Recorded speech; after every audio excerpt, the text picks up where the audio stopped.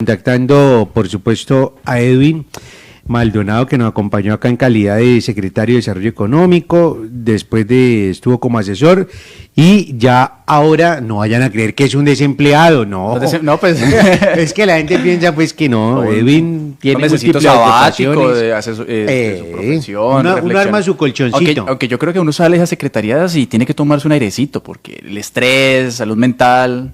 Sí, básicamente el ejercicio público es bastante exigente, incluso muchas veces desagradecido, pero hace parte de lo que a uno le gusta y obviamente uno está es para responderle a la ciudadanía y la responsabilidad es muy alta y así tiene que ser en esa misma línea el trabajo. Y los primeros meses que estuve a cargo de la Secretaría pues fueron unos meses bastante movidos, fue una maestría que yo hice en administración pública muy buena y como asesor estuve también trabajando en muchos temas importantes para la alcaldía y ahora decidí pues enfocarme en unos temas personales, unos emprendimientos personales. Churrita. Venía del sector privado, ¿no? Sí, es que la trayectoria es importante de aquí. No, porque es que lo que dice Edwin es cierto. Otro filósofo de Cali una vez dijo que venía del sector privado. No, yo eso de lo público, no sé, eso tiene mucho enredo, eso es horrible. Entonces, digamos que ahí muchas veces uno se enfrenta y se topa con el tema de lo público, que es un poco complejo pasar de lo privado a lo público, pero chévere la experiencia. Usted sabe que yo soy el de las preguntas incómodas. Ay, ¿no? qué pereza. No. Y a nuestro querido Edwin, porque hemos tenido la oportunidad incluso de compartir espacios de tinto donde charlamos de economía del país. Sin duda es un hombre muy ilustrado y creo que son los nuevos liderazgos económicos, sociales y políticos que puede tener Cali, Colombia y el Valle del Cauca. Pero ahora la pregunta fregona: ¿qué pasó con la estrategia Cali 100.000 empleos? ¿Dónde estuvo el error? ¿Por qué fracasó? Porque el alcalde no volvió a hablar de ello. A mi juicio, pues digo yo, porque no, el alcalde no lo volvió a cacarear y creo que es injusto incluso con los secretarios que a veces les toca chuparse ese tipo de cosas. No creo que haya fracasado. La estrategia como tal está planteada para los 4 años, porque cuando hablamos de 100.000 empleos, siempre lo dije, hay que ponerlos en el contexto. En Cali, normalmente cada mes hay alrededor de 130.000 desempleados. Y mucha gente lo tomaba, era como que ya íbamos a acabar con el desempleo en Cali, pero esto es un paso a paso. Esa meta es a 4 años, porque en la medida, y uno esperaría, y las cifras en diciembre muestran que sí creció alrededor de 20.000, la meta era 25.000. Son 100.000, 25.000 cada año. Y cada año. Es que son 100.000 cada año y no 25.000 cada año. Eso, son en 4 años. Es una proyección. Y la meta más importante que quedó plasmada en el plan de desarrollo en estas estrategias de 100.000 empleos era bajar la informalidad, bajar de un 55 a un 52, y eso implicaría bajar la tasa de desempleo de un promedio del 11 al 9%. Vamos en esa línea. El tema de la formalidad es un tema muy difícil que no depende de lo que haga un territorio, porque depende de la normatividad laboral. Estábamos en que aprobaban una reforma laboral, eso queda mucha incertidumbre. ¿Opina de la reforma laboral? La formalidad, menos mal, esta reforma se cayó, ¿sí? pero se afecta mucho en cuanto a las decisiones que puede tomar una empresa. ¿Usted imagina una empresa pensando en qué va a contratar, cómo contrata una persona sabiendo que no saben cómo van a quedar las normas en la parte laboral? La ambigüedad es lo que mata. Es una incertidumbre muy grande para una empresa, y sobre todo una empresa pequeña que tenga 3 empleados y que de pronto le esté yendo bien y que quiera contratar un cuarto, pero que la norma le decía que después no lo puede sacar. Claro, pero ya queda. Las empresas estaban muy en stand-by, y es uno de los temas que más me preocupa y que he venido hablando mucho. Usted fue, escenarios. como secretario de Desarrollo Económico, usted le tocó lidiar con las empresas ese tema, ¿no? ¿Qué sí, pensaban? Porque ¿Qué la empresa decían decía, ellas? yo no puedo tomar decisiones a largo plazo si no sé qué va a pasar con mi sector. Ya se vio afectado el sector de hidrocarburos, el sector eléctrico, el sector de la salud, vemos cómo está, ataque a las universidades en el sector de la educación. Siempre hay un ataque constante del gobierno nacional, del sector privado. Entonces las empresas dicen, no, yo voy con lo que tengo actualmente, con el personal que tengo, con mi capacidad productiva actual, y espero que mejoren las condiciones para tomar ya decisiones más ambiciosas, de ampliar, de contratar nuevos trabajadores. Eso es lo que se vive en la realidad en los territorios, y no solo en Cali, sino en todas las ciudades, porque dependemos de las políticas nacionales en desarrollo productivo. Y pues, entonces, ¿usted qué empleo le daría, por ejemplo, en capacitación aquí a nuestra churrita? Que Yo le capacito todo el personal en pausa activa. activas, Mm. muy bien. Venga, Edwin, te puedo decir Edwin, ¿no? Usted sí es confianzuda, ¿no? ¿Edwin tiene un nombre compuesto? Sí. ¿Fuiste de los tantos Hugo Raúl, Alexander Fabio? Nombre de telenovela, no, soy Pues, sí, Edwin de Hernando. mexicano. Hernando. Por mi papá, vea. Bueno, madre.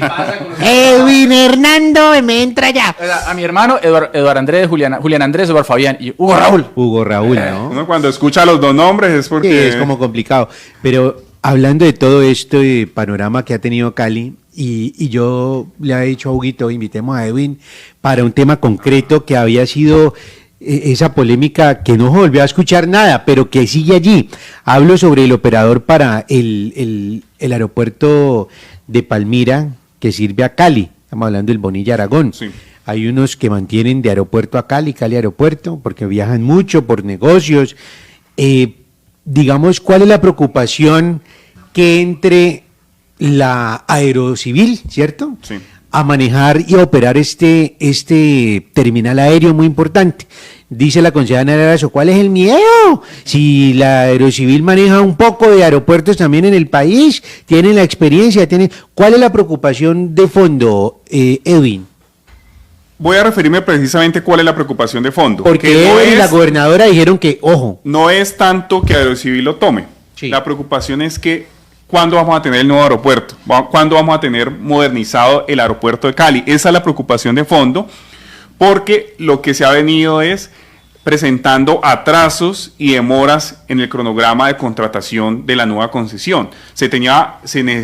Cali necesita un aeropuerto más moderno con una visión a 30 años y se está organizando una nueva concesión a través de iniciativa privada y la idea es que participaran otras empresas interesadas, y lo que se tenía planeado y lo que ha hecho el gobierno era que esto iba a empatar con el cierre del contrato anterior. La idea era que tuviéramos en octubre un nuevo concesionario y recibiera al concesionario actual y que hiciera ese empate, actualmente es Aerocali. Aerocali, y que se hiciera ese empate y continuáramos con un operador privado. Entonces el problema es que ¿cuándo vamos a tener aeropuerto nuevo? ¿Cuándo vamos a tener la concesión? Porque siguen demorando. Sí. Y si lo toma Aerocali, entonces se van a seguir demorando y no van a hacer nada. Pero les traigo a colación un tema. Nos pasó lo mismo con la malla vial. La malla vial del Valle del Cauca, ahorita tenemos una nueva malla vial, se terminaba en un tiempo y se tenía que hacer una nueva concesión para que lo tomara. Pero no se hizo el proceso a tiempo, hubo muchas demoras de gobiernos anteriores y no se logró empatar y le tocó, no a Aerocivil, sino en vías, tomar la vía. Y ustedes se acuerdan que la vía mantenía en mal estado, crecía la hierba, estaba muy fea, o sea, no la mantenían bien. ¿Por qué? Porque una entidad pública, no es porque sea pública, sino por los mismos procesos de contratación se demoran. Que si hay un accidente, de aquí a que respondan, se demoran mucho. Si hay que arreglar un pedazo de la vía, un bache, mientras contratan se demoran. O sea, las empresas públicas son muy lentas, eso lo sabemos. ¿Y qué pasaría con Aerocali, Aerocivil? Aerocivil hasta ahora ha administrado aeropuertos muy pequeños. Intentó con Perdón, Cartagena. diferente, no, Aerocali y Aerocivil son... No, Aerocivil ha administrado aeropuertos muy pequeños y generaría un traumatismo en el nivel de servicio. Uf, Y eso es lo que ¿vos te queremos imaginas evitar. Pero Edwin, discúlpame, cuando decís es que necesitamos un nuevo aeropuerto más moderno, porque desde mi infinita ignorancia yo he visto cómo aterrizan y vuelan, pero ¿qué es actualizar o modernizar el aeropuerto? Sí, la gente dirá, no, necesitan es que aterrice y vuelva y salga y la gente vaya. No, ¿Qué es modernizar un El aeropuerto? aeropuerto actualmente está moviendo alrededor de 6, 7 millones de pasajeros anuales. Ajá. Y la meta es que se prepare y se modernice para llegar incluso a 20 millones, Uy. o sea, más que duplicar en los próximos 20 años. Y para eso se debe contemplar mejoras en la infraestructura del aeropuerto, en la pista e incluso lo que hablamos es de tener una segunda pista. Nosotros confiamos en el potencial que tiene Cali y el Pacífico y esperamos que crezca el número de turistas, viene creciendo el número de Era una visitantes. apuesta del gobierno hasta nacional, ¿no? Y es una apuesta del gobierno nacional a largo plazo, pero que ya debería estar lista, ya deberíamos tener aeropuerto porque se le han hecho muchas prórrogas a el actual concesionario. Y la última se logró gracias al bloque parlamentario, a la gobernación, la alcaldía, por la COP. Usted imagina, hubieran hecho porque había que entregarlo, era antes de la COP. Antes, es un alargamiento. Y entonces se alargó porque obviamente hasta agosto. Mientras se acomodan, están en empalme, pero no tienen el mismo personal, el mismo conocimiento. Entonces la preocupación es el traumatismo. Pero ojo, insisto, la preocupación es grande y la solicitud al gobierno es ¿cuándo vamos a tener la licitación? Hay una serie de requisitos que tienen que surtir en el DNP, el Ministerio de Hacienda, sacar una serie de permisos y vistos buenos, y el gobierno no lo ha hecho. Se ha demorado, y desde inicio de este gobierno, cuando eso yo todavía estaba en el comité intergremial, nos mostraban un cronograma y se ha venido corriendo. Entonces, lo que yo he dicho, esto es lo que nos ha pasado lastimosamente al Valle con todos los proyectos. ¿Cuánto se demoró salir la malla vial, Buenaventura? Mire el caso de Mulalolo Guerrero, el dragado de Buenaventura. La profundización es algo que necesitamos hace 10 años y nada que se concreta. No. Y la gente dice, ¿qué hacemos en la región? Pero es que esos proyectos dependen del gobierno nacional. Y no es de recursos, porque también me lo han dicho, es que no hay plata. No. Los recursos están y se pueden manejar por vigencias futuras. El problema es de gestión. Hay unos trámites. ¿Pero la gestión de quién concretamente? De parte del gobierno. Lleva una serie de pasos y requisitos e hitos un proyecto de esa envergadura, pero se están demorando más de lo normal. Hay cosas que nos dicen en un cronograma, se demoran un mes y se están demorando 3 o 4 meses. En este momento está bloqueado el proyecto por un permiso, un visto bueno, un informe del DNP. Y no ha salido, y de eso dependen que salgan otros requisitos. Lo que vemos es como una desidia, una falta de voluntad política por los proyectos del Valle del Cauca. Sí, por ejemplo, el reciente caso de Mulalolo Guerrero. El presidente dijo, ven, ¿y cómo así? Los 270.000 millones de pesos. Hay una discusión en torno, en el Consejo de Ministros lo tocó, y esa obra pues nada que se ejecuta, y eso viene de la época de cuando Germán Vargas Lleras era vicepresidente, creo. Así es, esa hace parte de las famosas 4G, la cuarta generación de concesiones, sí, y es el único de 30 proyectos del Valle. Imagínense, es el único proyecto del Valle y es el único de los 30 proyectos de las 4G que no ha empezado. Es el único. Es el único porque ya había un retraso con el de Cauca, pero avanzó. La doble calzada. Cali, Popayán, y ese está avanzando, pero el de Mulaló primero era por un tema de licencia ambiental, pero eso hace ya casi 3 años se logró solventar, y obviamente ya habían pasado 10 años y se necesitaba hacer un balance de los gastos y costos, porque todo ha cambiado después del COVID-16, y había que actualizar los costos de este proyecto, y porque no se ha podido llegar a un acuerdo entre la ANI y el concesionario, no ha iniciado el proyecto, y tenemos parqueados no 270.000, 1.3 billones, hay 1.3 billones parqueados en una fiducia que serían el proyecto más grande de reactivación económica de empleo en el Valle, porque es la única vía de todas las vías que se hablan que sería completamente nueva.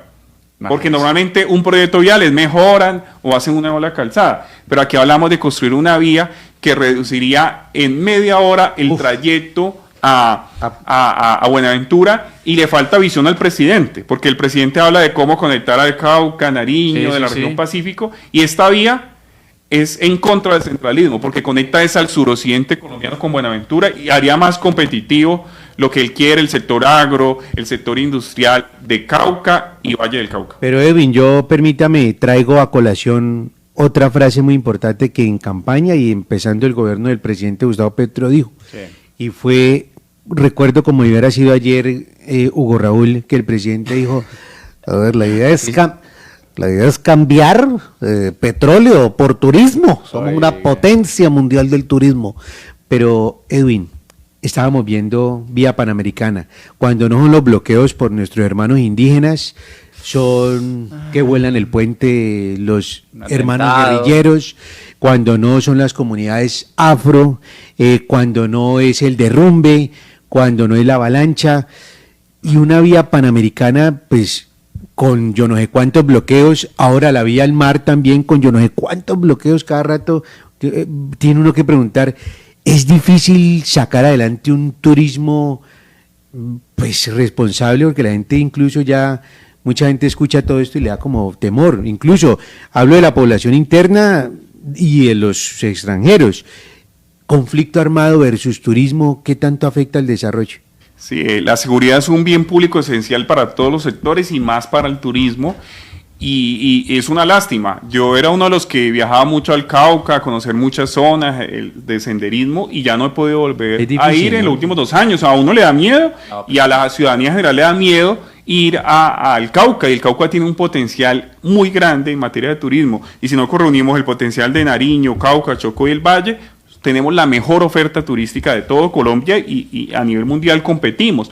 Pero eso es muy difícil cuando no hay reglas claras, cuando hay incertidumbres. Este gobierno quería apoyar el turismo, pero en la reforma tributaria le quitó el beneficio del IVA al sector turismo. Y ahora se lo querían volver a poner en la reforma que no la aprobaron y estaba diciendo que por qué no la aprobaron. Pero ahora es que ellos mismos lo quitaron. Sí. Quitaron el incentivo, se dieron cuenta que se afectó las ventas del sector hotelero, turístico, operadores, y querían volver a ponerlo. Todo está estancado, nada pero a pesar de eso, uno ve cómo el empresario hace esfuerzos, los operadores, y sacan adelante el país y siguen generando, y el turismo viene avanzando. Lastimosamente en el Cauca, no, que usted pone ese ejemplo, no solo por la vía, por las condiciones de inseguridad, la incertidumbre, porque hay una oferta, pero en el Valle sigue avanzando a un ritmo que no es el que uno quisiera, porque tenemos un potencial muy grande. La gente no sabe que el Valle es el único departamento de Colombia que tiene todos los tipos de turismo: turismo religioso, turismo de playa, turismo cultural. Eso se hizo un análisis y el Valle es el único. Tenemos una diversidad muy grande que no hemos sabido aprovechar, pero estamos en esa línea y aquí se está haciendo la tarea, pero el gobierno nacional es como haciendo todo lo contrario. O sea, aquí el turismo está creciendo a pesar de Petro y no gracias a Petro. Sí, ¿cómo llama eso de ver los pajaritos? Es ay, tiene un nombre, no, en serio. Sí, ahora con la COP eso fue... no, de hecho hubo un certamen acá en Dagua, todo eso, ¿cómo se llama eso? Turismo de ir a ver pajaritos. ¿Cómo? Avistamiento de aves, ay, qué pena. Pero somos fuertes, Dagua, el Cremal, todo esto por acá, ¿cómo se llama aquí nomás? De la Reforma para arriba, Villa Carmelo. Usted coge, por ejemplo, ahorita los que nos gusta la bicicleta, Bellavista, Llanaconas, Cristo Rey, el Peñón, y el Río Delicioso. Hay mucho de dónde. Hay mucho por hacer en el Valle del Cauca y nada más en Cali. Tener ahí los Farallones, un parque nacional, es una locura. Bueno. Tener cerca a Calima, tener cerca a Buenaventura, ya a menos de 3 horas. A la gente le sorprende mucho los pisos térmicos, ¿no? Porque usted está aquí y al kilómetro, en 20 minutos ya está chupando frío. Y más. Está chumando un heladito, está una guapanela. Pero Edwin, ya que no haces parte del gobierno ya que ya te libras, uno no puede hablar mal de donde algo, obviamente. Que si es buen jefe o mal jefe. No, simplemente quiero preguntarle de tu óptica, desde el sector empresarial, gremial.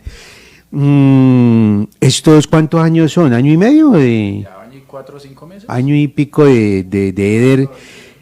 O sea, ¿cómo has visto la movida, la jugarreta, en materia, desde tu secretaría que ocupaste en aquel momento, desarrollo económico? Me acuerdo que con Ospina hubo varios cambios, ¿cierto? Allí, durante esa secretaría. No sé qué dura más, si un técnico de la América o un secretario de desarrollo económico, ¿no? Es muy duro, muy duro. ¿Cómo es la apuesta de ciudad de Eder? ¿Si es la que te imaginaste? ¿Si está cumpliendo con su programa de gobierno? ¿O hay algunas debilidades? ¿Cómo ves todo este tema de Cali? Yo creo que se está haciendo la tarea muy bien, pero la gente muchas veces olvida en qué estado encontramos a Cali. Y lo hablo. Pero olla raspada sí no, porque hubo empréstito. Lo hablo. Lo voy a hablar desde el punto de vista de la secretaría, por ejemplo. Hubo hasta superávit. Uno encuentra una secretaría muy débil administrativamente, en materia de planificación. Cuando yo hablaba con mis colegas de Bogotá y Medellín, tenían informes claros de los proyectos, cuál fue el impacto, qué hacer, qué mejorar. Cierto que el empalme es muy... No había como nada que uno dijera, esto sirve. No había análisis de impacto, que eso en política pública son importantes. Había un desorden, no había como una estrategia clara. Entonces uno encuentra, en el caso de la secretaría, una secretaría muy desarticulada de los gremios, de los empresarios, no conectada con la realidad, y lo que hicimos en los primeros meses, hablo en la secretaría, fue hablar con todos los actores, desde la economía popular, porque yo me sentaba con los del centro, en Cali, con las comunidades, pequeños emprendedores, con las mujeres, con los grandes empresarios pequeños, y entre todos construimos una estrategia que fue la que hablamos de 100.000 empleos que quedó plasmada en el plan de desarrollo y se identificaron 72 proyectos entre todos los actores, se priorizaron para los próximos 4 años, pero eso es lo que ha pasado en otras secretarías. No había orden, no había claridad en qué es el rumbo, y este primer año el gobierno era para organizar la casa, para mirar qué funcionaba, porque el alcalde desde el principio nos dijo, vamos a trabajar también sobre lo construido, no podemos ser responsables de no hacer cosas que venían de atrás si hay que hacerlas. En el caso, yo lo comentaba una vez, en el caso de los proyectos de infraestructura, yo siempre he comentado que lastimosamente el alcalde, ahorita lo puedo decir con toda franqueza, porque a mí me tocó ir lo que es Yagua, el Parque San Fernando, tomar ese proyecto, venía con muchos errores de planeación y sobrecostos de atrás en la organización, y un proyecto que al inicio valía 40.000 terminó valiendo 80.000 millones. Doble. Entonces lo que uno ve es que esta administración y se entregó solo la primera fase. Dejó varios proyectos iniciados, pero los dejó mal planificados, sin tener claridad en la sostenibilidad, en la administración de los parques, y esto complica la situación.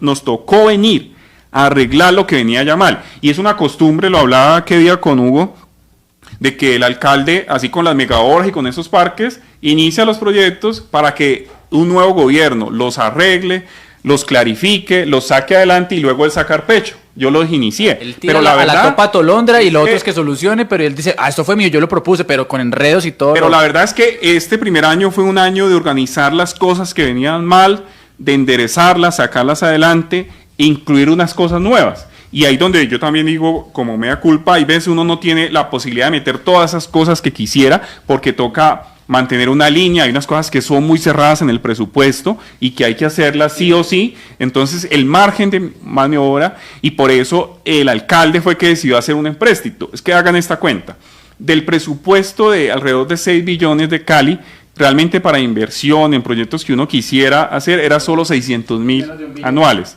o sea, y eso en el año son 2.4, por eso la necesidad de tener un empréstito que permitiera trabajar en unos proyectos diferentes que no se hubieran podido hacer con el presupuesto normal y poder generar desarrollo. Y la gente muchas veces dice, es que no, es que más infraestructura, pero es que la infraestructura genera desarrollo, genera empleo durante la etapa de construcción y luego cuando se termina un impacto social. Una vía no es solo para que pasen los vehículos, es para que mejore la seguridad, para que mejore la salud, una calle despavimentada y sin pavimentar cambia la salud de la gente y también mejora el comercio. Entonces hay unos impactos muy grandes y yo creo que se están haciendo las cosas bien, pero había muchas cosas que estaban mal y de pronto sí, yo lo puedo decir ya a mi título personal, habían de pronto unas fallas en comunicación, de uno saber comunicar cómo estaban las cosas y qué está haciendo uno y cómo las está mejorando. Sí, pero en ese orden de ideas y aquí entrenó sin que nadie dé cuenta, yo en campaña compré esa tesis decía el Chontico, decía Eder, decían otros, no, la olla está raspada, Cali no va a tener capacidad de endeudamiento. Yo compré esa tesis en campaña. Y dije, no, ¿verdad? Muy loco. Yo le decía al Chontico, le decía a Alejandro, que fue analista de esta mesa, le decía, ustedes están locos, hermanos, ¿cómo van a meter con una ciudad donde no tiene capacidad de endeudamiento? Sí, pero, oh sorpresa, después nos encontramos, don Santiago Jun nos dijo, no, allí hubo incluso un superávit, entregamos un superávit de 700 millones de pesos, creo. Pero es que no, ahí no es superávit. Es que hay un tema que es lo mismo que pasó. Lo que se le está adicionando al presupuesto del 2025. Era un superávit presupuestal, no fiscal. El problema es que muchas veces, y es un discurso es un enredo como complicado en tecnicismo. Utilizaba Petro también, porque decían que sobró plata, dejaron ganancia. Un gobierno no debe dejar ganancia. Lo que hizo fue que no ejecutó bien. No ejecutaron, pero gran parte de lo que no ejecutaron eran cosas que eran obligación y que eran de destinación específica. Correcto. Y que no se pueden No cambiar. programaron, no hicieron la labor que correspondía. Ya se toman, si tienen que tomar cada año, pero tienen un objetivo específico. Entonces, están sacando pecho por algo que fue un error de planeación y de ejecución. O sea, no ejecutaron los recursos que tenían que ejecutar y ahora dicen que un superávit, pero nosotros también Pero es que a eso le dicen es que un manejo responsable de fiscal. Entonces, por eso es malo, porque nosotros, como gobierno, lo hago cuando yo estuve, ahora no hago parte de la alcaldía, tuvimos la mejor ejecución en los últimos 4 gobiernos. Al primer año, que el primer año es difícil y muchos lo saben, se logró el 90%. Y obviamente sobró un 10%. Entonces vamos a decir que hubo un superávit. No, lo ideal habría sido ejecutar el 100%. Ese 10% se tiene que incorporar, de plata que quedan se tiene que incorporar al presupuesto anual. Pero eso es lo que dicen que dejaron un superávit. No, eso sí no se sabe, porque eso se sabe siempre es al final del año. Y en campaña no se sabía que el gobierno de Ospina iba a ejecutar mal los recursos, sobre todo los de destinación específica, que son con un objetivo claro y tienen un impacto social claro, y que iban a sobrar una plata. Eso no lo sabía el alcalde en campaña, por ejemplo.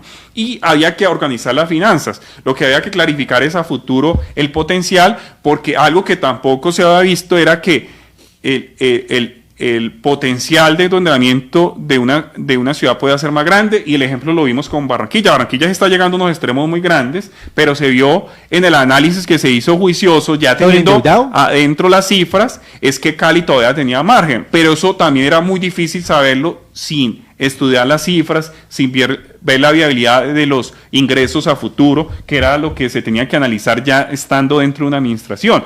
Entonces, el panorama es muy distinto en campaña, eso sí, a lo que uno encuentra en la realidad, y lo que vimos es que el problema era mayor. Uno sabía que Cali estaba como mal, escuchaba desorden, pero cuando yo llegué, encontré en el caso de la Secretaría que las cosas no estaban funcionando y que había que organizar, tener clara la estrategia, conectarse otra vez con la comunidad. Cuando dice que no estaban funcionando, ¿a qué se refiere? O sea, porque no había plan, no habían proyectos claros, proyectos muy pequeños, sin mayor impacto. El típico proyecto, aunar esfuerzos, pero sí, que material sustancialmente no sirven de nada Y que cada año venían haciendo como un copy-paste de los proyectos y sin mayor impacto y sin mayor alcance. Y yo lo decía antes de estar en la Secretaría, que daba lo mismo que existiera la Secretaría o no, porque la capacidad de impacto es muy pequeña si no se planifica, si no se coordina esfuerzo con los diferentes actores. ¿Presupuesto de cuánto? ¿20, 30 mil millones? 35 mil millones era el presupuesto inicial, se aumentó por la COP16 por una serie de proyectos y por el parque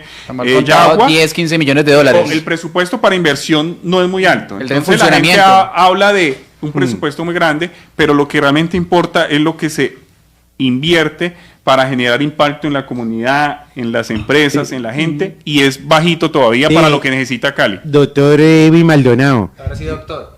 Sí, porque va a hablar de tema nacional.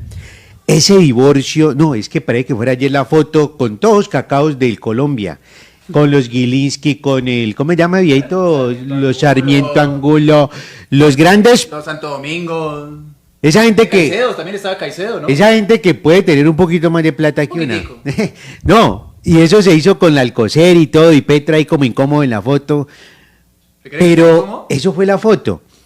Ese divorcio, doctor Edwin Maldonado, del gobierno nacional con los sectores empresariales, gremiales, mire esa lucha y ese tire y afloje de Petro, les tira, les dice... ladrones, les dice de todo. Pues yo no sé, había una armonía hasta gobiernos anteriores de entre el sector de gobierno nacional con el sector empresarial, no para hacer negocios, sino pues para sacar adelante este país.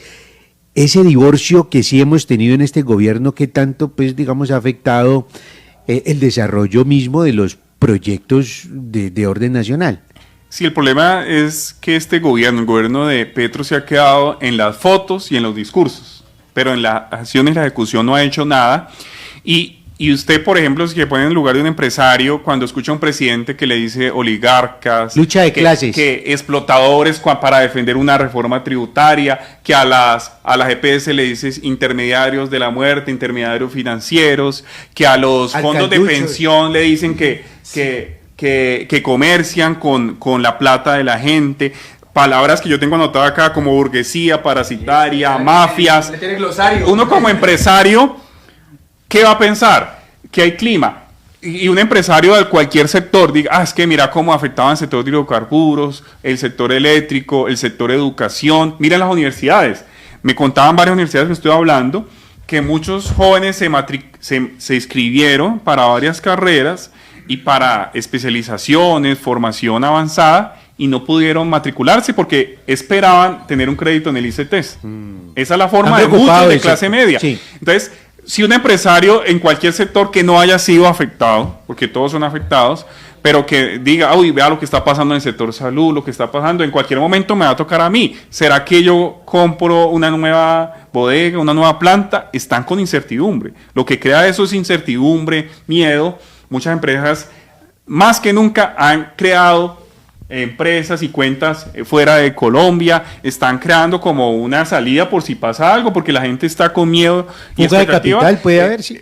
Ya ha pasado, lastimosamente, pero ¿qué hace la empresa? La empresa no va a dejar tirado su negocio, no va a dejar de trabajar o de contratar, pero lo hace basado en lo mínimo. O sea, yo hago lo mismo, vendo lo mismo, pero si quisiera crecer, no lo haría. Usted contrataría personas y sabe que de pronto le meten una reforma laboral que le aumenta los costos, que lo obliga a tener una persona si la persona no trabaje. Es muy difícil tomar decisiones de largo plazo. Me lleva una pregunta. ¿Qué opina lo de los jóvenes del SENA? ¿Usted está cerca de ese tema? Sí, hace poco saqué un video porque me comenté sobre la reforma laboral. Y me decían que lo típico, Etelvina, que uno es indolente, que está en contra de los trabajadores, la élite, fascista, que no se ponen, que ponen el lugar y no saben la historia de vida, porque obviamente uno en redes no conoce a nadie. Ustedes tampoco me conocen y no saben que yo soy de Tuluá, que no pude entrar a la universidad directamente, entonces me tocó estudiar primero en el SENA. O sea, yo fui practicante y a mí me contrató. Aprendí SENA. Y me contrató una empresa grande del Valle, un ingenio a la que le agradezco porque gracias a ella hice la práctica, corrió el riesgo conmigo, porque yo, una persona sin experiencia, sin formación, me contrata para hacer una serie de funciones que ya son prácticamente laborales, pero yo entiendo que estoy aprendiendo. Pero si se aprobara la reforma laboral, donde quieren equiparar el contrato de aprendizaje, que es un contrato especial, con un contrato normal, con todas las prestaciones, volverlo indefinido, pues ¿qué va a hacer una empresa? Le contrato a usted, Hugo, que tiene más experiencia, ya terminó su curso, claro. O a un practicante que no tiene experiencia, pues yo le pago lo mismo a él y en vez de contratar al practicante, pago la cuota monetizadora. Es decir, ¿no? El SENA, la empresa tiene una... Son dos opciones, dos mecanismos. Dos mecanismos. O pago un valor o el aprendiz. Contrato un aprendiz. Entonces va a generar un incentivo perverso. Y eso es lo que pasa con muchas medidas de corte social del gobierno nacional. Que la gente piensa que ayudan al pueblo, que van a ayudar a solucionar algo, pero hacen todo lo contrario. Perjudican lo que quieren solucionar. Y en el caso de la reforma laboral era eso. Va a generar más informalidad. Sí le genera unas mejoras a los que ya están contratados, pero son solo el 34%. ¿Hay dato de informalidad actualizado al 2025 en Colombia? Informalidad laboral. Sí, laboral. Sí. La informalidad laboral. Estamos que por encima del 30, 40. No, mucho más. 50%. 56% en Cali y el promedio nacional ya pasa al 60%. Bueno, aunque hay que hacer una precisión en ese dato que es un poco injusto. Es que también nos trata... fluctuante. No, y es que, recuerden, hablan de no es lo mismo la informalidad en diciembre que en enero. Es que la gente tiende a asociar el informal con la señora o el señor que vende dulces en la esquina. Sí, es una forma de informalismo, valga la redundancia, pero hay informalidad. Por ejemplo, usted puede tener su local y no tiene los libros contables. Formalmente también es... Eso entra en lo informal. Formalidad. Pero cuando hay tres tipos de informalidad. La informalidad de la empresa. Y no es tener la Cámara de Comercio. Es una serie de permisos para funcionar. Y la informalidad del producto. Que son poquitos, como 15. Incluso más. La informalidad del producto. Que la informalidad del producto es tener los permisos. Si es un bien alimenticio, INVIMA. Si es un servicio, un permiso de la superintendencia, de la entidad encargada del tema. Y ya está la informalidad laboral, que en Colombia es definida como tener el cubrimiento de las prestaciones sociales. La pensión, la ARL, porque la salud, pues ya la salud es gratis y aquí sería pagarla completamente. Pero en Colombia esta informalidad es muy alta porque los costos, tanto para fiscales como los costos laborales son muy altos y las empresas no tienen para pagar. El problema no es las empresas grandes, aquí lo aclaro porque eso siempre lo he dicho. La reforma laboral no afectaba tanto a una empresa grande. Una empresa grande se acomoda, se sostiene. El problema es las pequeñas. Pero no la va a quebrar. Pero no la va a quebrar. Cambio en una pequeña está o me quiebro o contrato informal. Es difícil. Doctor Edwin, es que yo dije Santiago Jun aquí. Es director de Hacienda. Y entonces él nos escucha, hay veces nos sintoniza. Y entonces no sé. Quiso haber alguna claridad, me imagino. Mi querido doctor Santiago Jun, buenos días, bienvenido. Hoy estamos, mejor dicho... Una mesa muy ilustrada estamos hoy, ¿no? tirando lápiz, papel, calculadora, abaco. No. Y pues bueno, ¿cómo está? Muy buenos días. ¿Aló? ¿Sí está activado el micrófono? A ver... Activa el micrófono, doctor Santiago, por favor. Ahí creo que me escuchas. Ah, sí, ahí sí. Eso, ahora sí ponga el plano. Bueno, buenos días. Muy buenos días. A los ilustres participantes de la sala, de la mesa de análisis políticos y económicos y de situaciones económicas del país, del mundo y de la ciudad. No, yo sí los escucho mucho. Muy interesantes sus análisis, por eso... diariamente escucho apartes de esas intervenciones, especialmente me gustan mucho las intervenciones de Hugo, ¿no? Muchas gracias, director. El primero que dice eso al aire. Y que lo diga un exdirector de Hacienda me llena de orgullo. Póngalo en su currículum. No, ahorita se gana un reel, un video. Yo quiero pues saludar muy fraternalmente y cordialmente al exsecretario, ex asesor del doctor Eder. Tuvo una gran oportunidad en la Secretaría de Desarrollo Económico, una gran secretaría para hacer cosas muy buenas por la ciudad. Bueno, ahí quedan los datos, pero sí estaba escuchando un tema que me toca directamente, sobre todo en el último año del gobierno del doctor Iván Ospina, del doctor Jorge Iván Ospina, y es el tema presupuestal. Venga, es que yo sí intervine cuando ya estaba en el último mes del gobierno Ospina y yo usé la palabra superávit, no ganancias. Bueno, ganancias en una entidad territorial, de pronto en una empresa industrial y comercial del Estado. Yo utilicé la palabra superávit presupuestal. Mis 25 años de trabajo en Hacienda me dice que esa es la palabra técnica y eso es lo que está en el estatuto de presupuesto. ¿Qué es superávit? Lo que queda por encima de lo que está forado en un presupuesto anual. Sí, hay ciertas cosas que son verdades. ¿Hubo inejecuciones? Sí, claro que las hubo, no somos perfectos. Yo sí me pongo ese traje de que no soy perfecto. Eso sí lo tengo claro. Sobre todo en las rentas de destinación específica.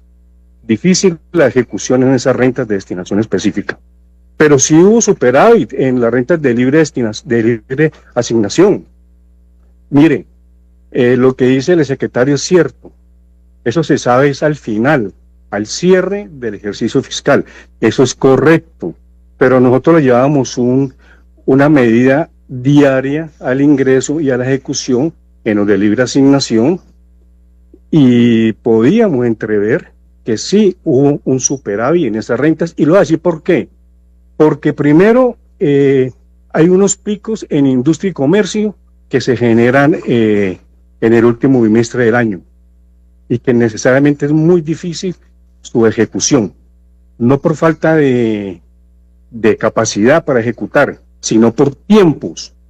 Ahora, yo recuerdo muy bien, porque es que el sector público es muy complicado, yo recuerdo muy bien que el Consejo nos negó una solicitud para modificar el presupuesto en los últimos meses del año, lo cual impidió totalmente hacer modificaciones y adiciones presupuestales. O sea que el tema pues hay mucho de verdad, hay mucho de mentira, pero hay que buscar un equilibrio en estas aseveraciones, ¿no? Hoy hablan de unas adicciones en el gobierno de ER. Mire, yo le digo una cosa. Mucho del proyecto que criticaron, como el catastro multipropósito, los resultados se comenzaron a ver en el primer gobierno del doctor Eder. Y ese catastro multipropósito, con muchos errores seguramente, pero que se hizo con toda la buena fe y con todo lo mejor, las buenas intenciones, generaron recursos. Entonces, pues yo sí en esa parte, yo sí pediría pues mayor claridad en esa mesa, porque desde mi punto de vista, pues están equivocados, ¿no? Con todo respeto, que es lo que a mí me caracteriza, ¿no? Pero la verdad, sí hubo superávit, no ganancias, hubo superávit. Y si ustedes miran el informe final de la Contraloría General de la República en la auditoría financiera del año 2023, ahí quedó plasmado por ese órgano de control. Hubo superávit en destinación específica y en libre asignación. Ya expliqué por qué en libre asignación y en destinación específica, pues yo entendí en los consejos de gobierno con mis compañeros, mis otros secretarios de despacho, compañeros de trabajo, que se hacía a veces muy difícil la ejecución en algunas de esas rentas. Tendrá que explicar cada uno de ellos si eso fue inejecución o algunas trabas jurídicas, algún tema, todos esos temas que se ven en el sector público, porque no es fácil ejecutar un presupuesto. Definitivamente no es fácil ejecutar un presupuesto no público. Pues demás, pues felicitar al exsecretario por su gestión en desarrollo económico, lo estuve siguiendo, bonita secretaría, a la altura de lo que fue el secretario, muy buena altura, muy buen funcionario en desarrollo económico, y todo esto y mi intervención es para el beneficio de la ciudad. Aquí nosotros no podemos ponernos del lado derecho, del lado izquierdo, que yo no, que esto, que lo otro, no.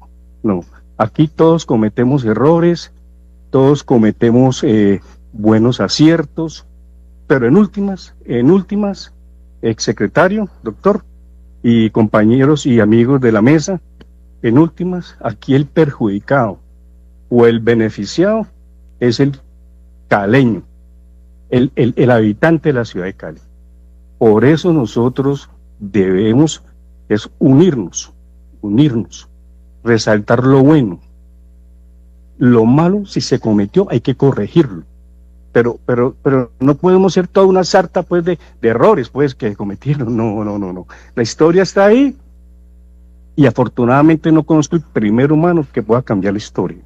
Sí, pues, afortunadamente. mi querido doctor no conozco. Entonces, termino aquí, saludo fraternal, y no me refiero a otros puntos porque no son míos, sino a las finanzas públicas. Correcto. Y específicamente en el último año que me tocó a mí asumir ese cargo, ¿no?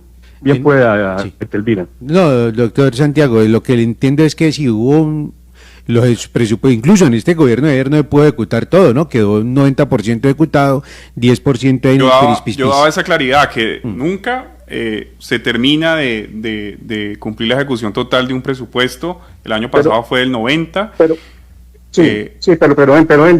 doctor, qué pena que le interrumpa, pero venga, le explico una cosita. Cuando usted no puede ejecutar, lo que se genera es un recurso del balance, no un superávit.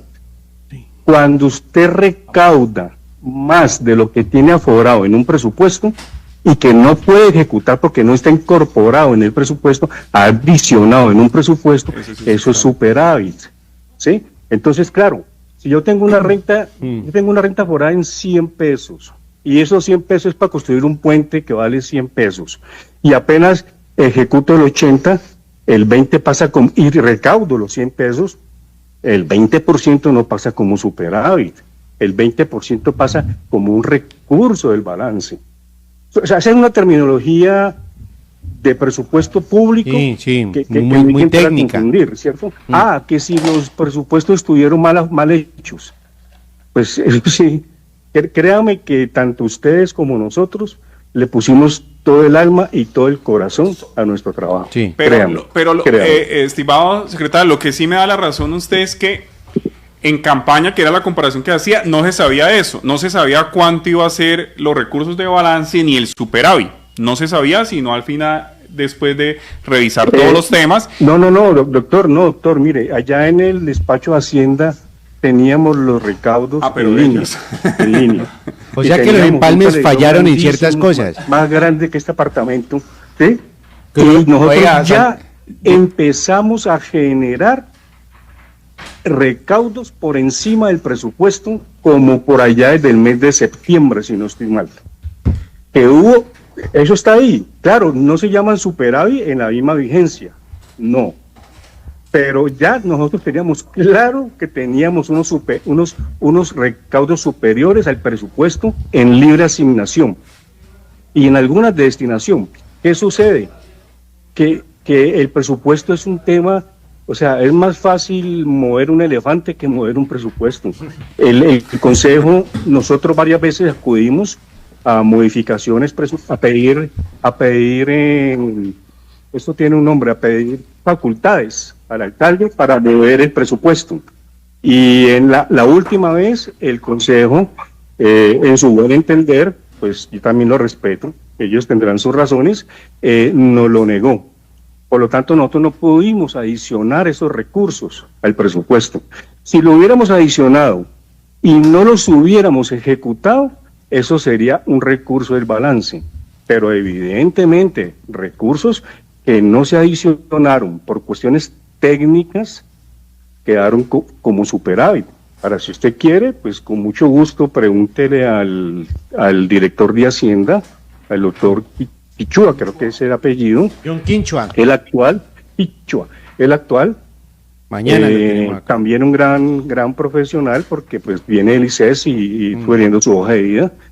Pregúntele si realmente hubo o no hubo superávit. Pero, porque, doctor Santiago, yo creo que la Contraloría lo está avalando. La Contraloría lo avaló. Yo lo que entiendo acá, y siempre lo hemos dicho y con varios, parece ser que los empalmes pues solo sirven para tomar tinto, porque tal vez hay datos que no se consolidan, no sé, el tema de los empalmes parece ser que fallan, ¿no? Telvina, sí, es verdad, mira, Telvina, nos tildaron que dejamos una ciudad sobreendeudada, por Dios, y luego piden facultades para para hacer contratos de empréstito por 3.5 billones. Eso lo sabíamos nosotros.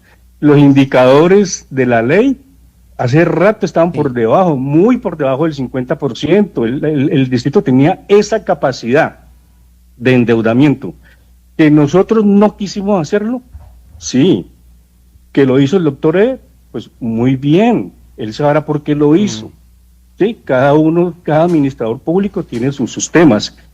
Hablaron de un montón de cosas que no son, que la ciudad quebrada. Sí, es lo que estábamos hablando. La ciudad la entregamos con los mejores indicadores de riesgo por Fitch and Rating, tanto en el corto como en el largo plazo. Pues es que si no los quiere entender, es que es muy difícil hacer entender a alguien lo que no quiere ver. Sí. Todo eso, el tiempo lo está dando. ¿Usted cree que vamos a ver cómo les va a ellos, a ustedes, al nuevo gobierno, cuando vayan a pedir prestada la plata? Se la van a prestar, porque los indicadores del distrito, como se entregaron y como están actualmente, gracias a este gobierno, son buenos para endeudarse, son excelentes, y eso es muy bueno para los habitantes de Cali. Sí. Una muy buena inversión. Ole, nos va a tocar que invitar al doctor Santiago acá a tirar lápiz, papel, calculadora, porque hay muchos datos. Yo estoy acá muy tranquilito, escuchándolos, tranquilitos, sin problemas. Venga y participa. Es mejor verlos desde acá afuera que hombre, no, ver los toros desde la barrera. Venga, lo invitamos al rodeo para que hablemos de economía. No, ver al toro desde la barrera. Bueno, finalmente ya para... Sí. Claro, bueno, muchas gracias por todo. Saludos, secretario, y bueno, y aquí estamos. Muchas gracias. Bueno, Edwin, Bueno. Sí, pues finalmente parece ser que ese fue el tema, ¿no? Para claridad, es conceptos muy técnicos, ¿no? Sí. Conceptos hasta técnicos, pero pues bueno, finalmente muchas gracias por estar aquí con nosotros en esta mañana. Chévere. ¿En qué anda? ¿En qué anda Edwin Maldonado?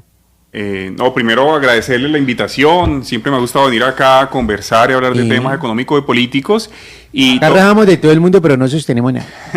eso es lo importante. Y no, decidí dar un paso al costado para enfocarme en unos proyectos personales. Estoy realizando un tema de un emprendimiento propio. Y también estoy revisando, siendo sincero, la posibilidad de participar en la elección al Congreso. Yo creo que tengo la experiencia, tengo el conocimiento, pero las elecciones faltan mucho, son en noviembre, finales de noviembre, diciembre. Yo creo que hay que hacer la tarea de revisar bien las posibilidades. ¿Algún partido claro o eso está enredado? Está en revisión, entonces yo creo que es un tema que debe ser natural para la gente, porque uno cuando tiene vocación de servicio, le gusta participar, y creo que hay muchas decisiones que están tomando en el Congreso que afectan la realidad local y que faltan líderes que trabajen por lo verdaderamente importante, por lo que el Valle merece, y yo quiero contribuir en ese liderazgo colectivo para que al Valle le vaya bien y a Colombia le vaya bien. Bueno, ahí está entonces mi querido Hugo Urbano. ¿Tiene pistola para despedirnos o no? Vamos para el consejo. Vamos para el consejo, ¿no? Vamos para el consejo, hermano, porque eso está... Mabel Lara está en control político hoy. Están pidiendo la cabeza del muchacho de Metro Cali. Oiga, Ay, es no, que también, es que mejor el dicho. debate de control político ayer lo dejó muy mal, Sí, entonces vamos a ver qué es lo que pasa, qué es lo que quieren. Escuché que también la Secretaría de Desarrollo Económico también va a haber cambio. En comisión estaban aprobando lo de la edición presupuestal. Los 647.000. Estamos hablando del tema. ¿Van a quedar con cuánto este año? Y con 6.2 billones, ¿no? Más o menos. 6.5. Oiga, porque el presupuesto quedó en 5.9, la edición en 6.600, ¿qué? Eso es. Medio billón de pesos mal contado. Dicen, como dice usted, dicen y andan diciendo que es posible que haya movimientos en la Secretaría de Desarrollo Económico. ¿Cómo así? ¿Cómo es que llama el día ahora? ¿Melissa? Ah, Melissa, Meli. Aquí la tuvimos también. Muy buena vibra. Buen Melissa Vergara. 10 de la mañana, 22 minutos. Nosotros nos vamos para el Consejo de la Ciudad de Santiago de Cali. Síganos en @Radio Super Cali. Un saludo especial para todos. Mañana en punto de las 7. Mañana con todo lo invitado. Mañana viene John Mi, creo. Mañana hoy. Mañana estará con nosotros acá. Y el director de Hacienda, ¿cuándo nos va a aceptar la invitación? Vea, es que la otra vez, Quincha, dígale que la otra vez lo con teníamos cariño. listo, ya le habíamos comprado pan de bonos, y como el alcalde puede llamar ¿cómo se llama eso? Comité. Una reunión de gabinete, entonces en esas están. Vamos a ver si mañana por fin cristalizamos esa idea, porque hay mucho tema, ustedes pueden ver, es muy técnico, es muy complejo, pero en un lenguaje más coloquial. a lo Alexander, así. Venga, mi rey. Mi rey. Vamos a tratar de ponerlo en letras claras. 10:23, a todos ustedes muchísimas gracias, bendiciones.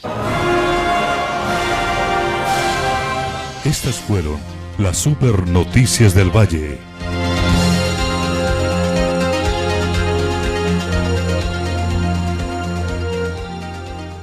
Si eres emprendedor o comerciante, en Cabasa encontrarás variedad